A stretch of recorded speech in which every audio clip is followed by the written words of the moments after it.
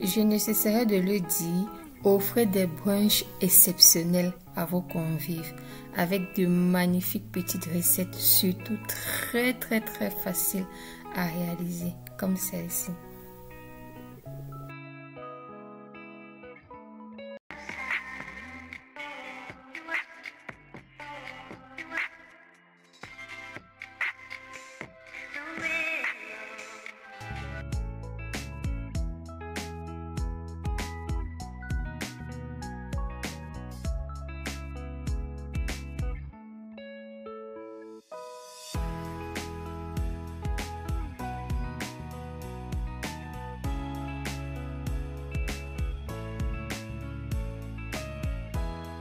Pour cela, je vais venir incorporer ma levure dans de l'eau tiède. Et s'il vous plaît, rassurez-vous que votre eau est tiède. Parce que si l'eau est chaude, elle va tuer votre levure. Et si elle est froide, la levure ne va pas agir. Donc, rassurez-vous vraiment qu'on ait de l'eau tiède. Dans une saladière, je vais venir travailler ma pâte. Alors, dans ma farine, je rajoute du sel, du sucre et je mélange bien le tout. On doit avoir un mélange bien homogène. Alors après avoir bien mélangé, je rajoute mes deux œufs, autant pour moi. Je rajoute un entier et l'autre je rajoute juste le blanc d'œuf. Je vais réserver le jaune pour la fin pour badigeonner sur mon pain. Alors après avoir rajouté les œufs, je vais venir rajouter de l'huile. Ensuite je vais rajouter mon mélange d'eau tiède et levure.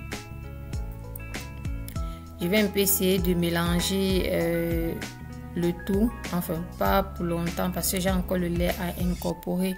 Alors pour le lait, je vais juste rajouter environ 110 ml parce que les autres 10 ml, je vais rajouter dans le jaune d'œuf à la fin pour badigeonner sur le pain. Alors je travaille bien la pâte, elle doit être bien pétrie pour que tout ça se incorpore bien dans la farine. Je travaille bien la pâte, je réserve pour 2 heures maximum. Ouais, je vais réserver pour 2 heures le temps pour la pâte de bien gonfler.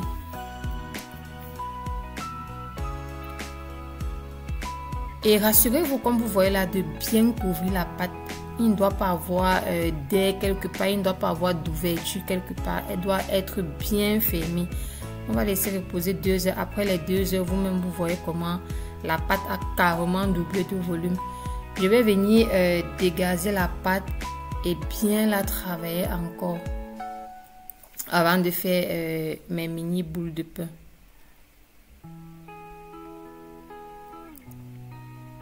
Alors, sur un plan de travail, je rajoute la farine pour pouvoir travailler ma pâte facilement sans qu'elle ne coule. Alors, je tiens à préciser aussi que pour cette pâte de burger, ça dépend de vous. Si vous voulez avoir de mini burger, vous pouvez prendre 45 grammes de pâte. Mais moi, je ne voulais pas faire en 2 tours. J'ai pris 60 grammes de pâte. Et jusque là, ma pâte était toujours beaucoup. Ça m'a donné un truc comme, je crois, 16 burgers environ. Que j'ai serré malheureusement sur mon four parce que je ne voulais pas faire 2 tours. Et j'ai eu... Je croyais que ça pouvait passer, mais non. Ça a vraiment trop collé sur le plateau. Donc, ne faites pas mon erreur. Laissez espacer vraiment votre pâte sur le plateau pour que ça n'ait pas à coller pendant la cuisson ou ça pendant le gonflement de la pâte. Donc espacez vraiment, ne faites pas comme moi. Alors après avoir bien étalé, on va couvrir avec un tissu propre et laisser encore pour 1 heure de temps. Après les 1 heure de temps, vous voyez comment ça a encore gonflé. Et j'incorpore mon jaune d'œuf dans le blanc comme j'ai dit au départ et je viens badigeonner sur le pain.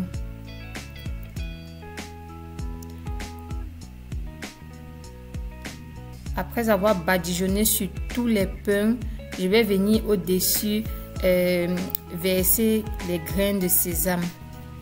Je vais venir déposer au-dessus les grains de sésame. Alors c'est facultatif, c'est juste pour une déco. Ça ne change rien à la saveur du burger. Ensuite, je les place au four à température ambiante pour 180 degrés pendant 15 minutes. Et c'est prêt. Je vais venir recouvrir et laisser refroidir. Alors pour ma farce, j'aurai besoin de 1000 g de viande de bœuf hachée, d'une cuillère à café de rondelles de pépé et de poivre blanc, du sel. J'aurai également besoin de 2 œufs, des cornichons, de la salade, tomates et oignons. Et j'aurai également besoin des fromages à burger, de 6 cuillères à soupe de mayonnaise, 3 cuillères à soupe de ketchup, une cuillère à café de moutarde et du citron, et à la fin des pics pour la déco. Alors je vais venir pour la préparation de la farce commencer par découper en rondelles mes tomates, oignons et ensuite découper la salade.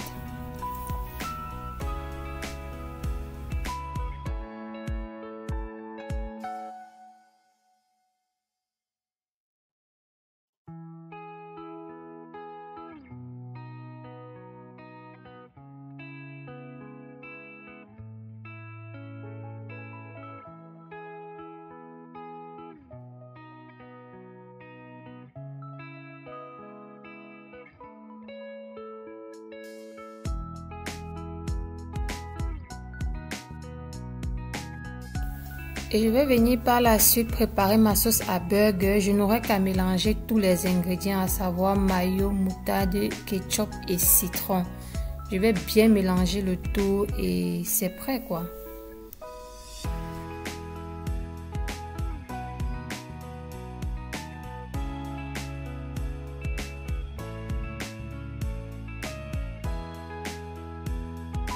La sauce terminée, j'assaisonne ma viande avec mes épices et le sel, c'est tout.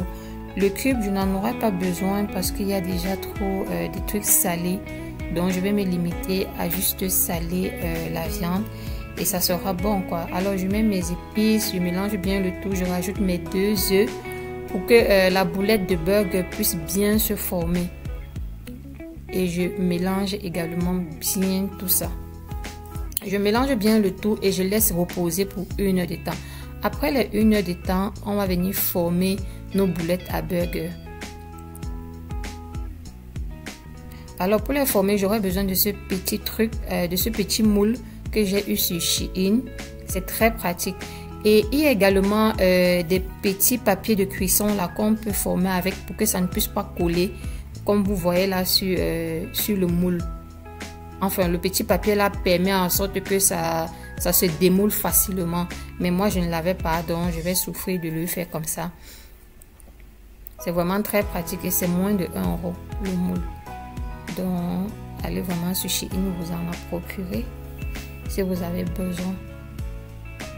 Mais vous pouvez aussi le faire à la main. Hein. Le moule, c'est juste pour avoir des proportions bien parfaites, quoi. Mais vous pouvez le faire à la main. Alors pour les fruits, je vais incorporer une petite quantité d'huile dans la poêle et c'était même mon erreur. La viande avait tellement d'huile, je ne sais pas où la viande s'y sortait, mais ça avait tellement d'huile. Bon bref, je vais incorporer ma viande dans la poêle et je vais laisser mijoter. Après, je vais vérifier si ça a déjà assez doré. Je vais changer de côté et je vais encore laisser mijoter. Bref, vous connaissez le processus, comment frire la viande. Je ne vais pas vous apprendre ça quand même. Alors, quand je retourne la viande là, je profite comme c'est encore chaud pour déposer mon fromage là pour que ça puisse facilement fondre. Et j'ai aussi trop laissé fondre. Oh, ça devait fondre normalement légèrement. Mais bon, c'est pas grave. Le but, tout ça pas dans la bouche. Je vais venir ici couper mon pain bien moelleux comme vous pouvez le constater et badigeonner sur la poêle pour récupérer toute la saveur là. Et on va passer au montage. Je vous laisse avec la suite de la vidéo.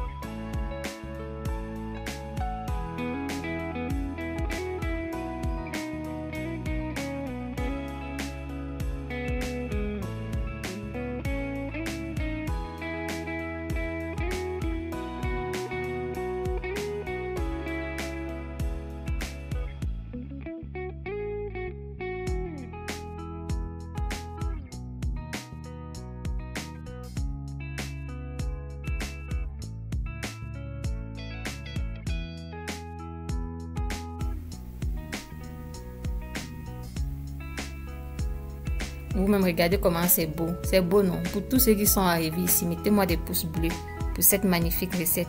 Bref, on se dit rendez-vous dans les prochaines vidéos. J'espère que vous avez aimé. Bisous!